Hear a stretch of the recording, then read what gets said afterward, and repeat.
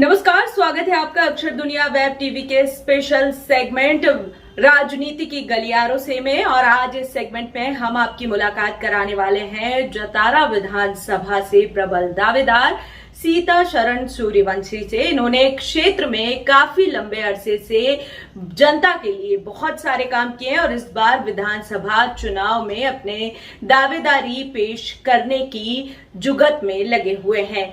चलिए इनसे बात करते हैं, जानते हैं कि इन्होंने क्षेत्र में क्या कुछ काम किए हैं और आगे चल के अगर इन्हें टिकट मिलता है तो ये क्या कुछ करने वाले हैं।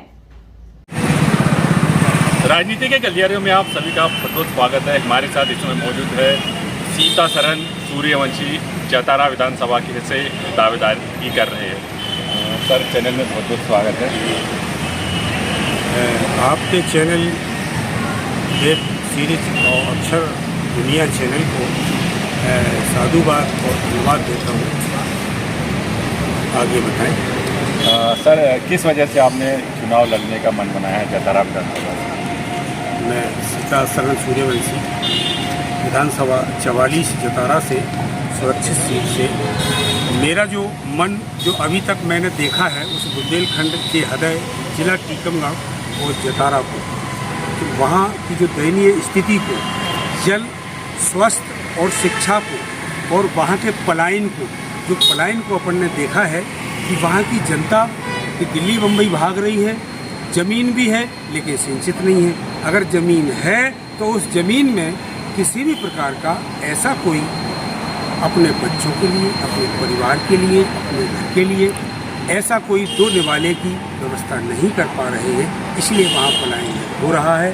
तो मैंने जब देखा, मैं वहाँ जब गया तो वो पीड़ा मुझसे सहन नहीं हुई।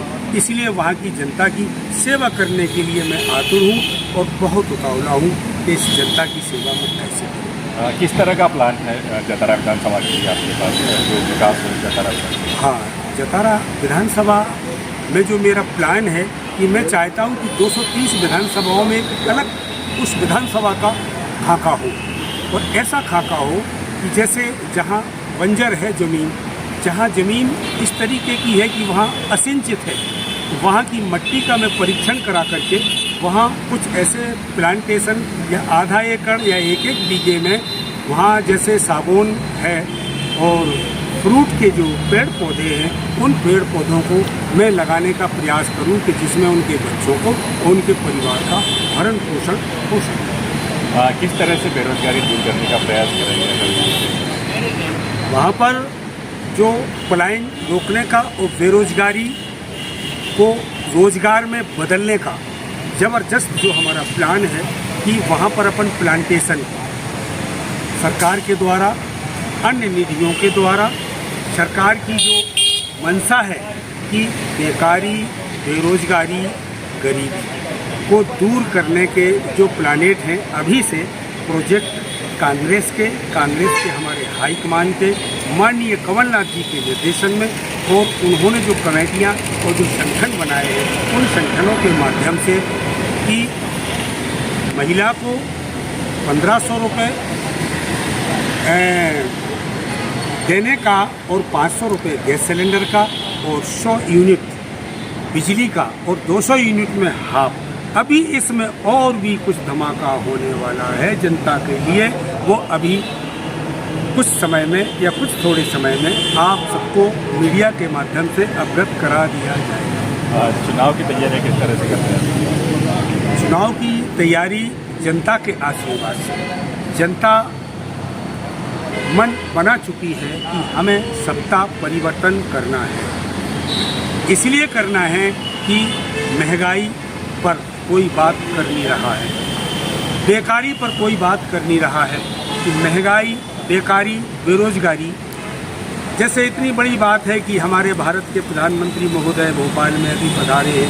उनने बेकारी, बेरोजगारी और महंगाई पर जो त्राह मची है, जनता परेशान है, एक दो वक्त की रोजी रोटी नहीं खा पा रहा है, उस पर तो हमारे माननीय सत्ताधारियों ने इस पर तो कोई फोकस नहीं किया है, बात नहीं की है।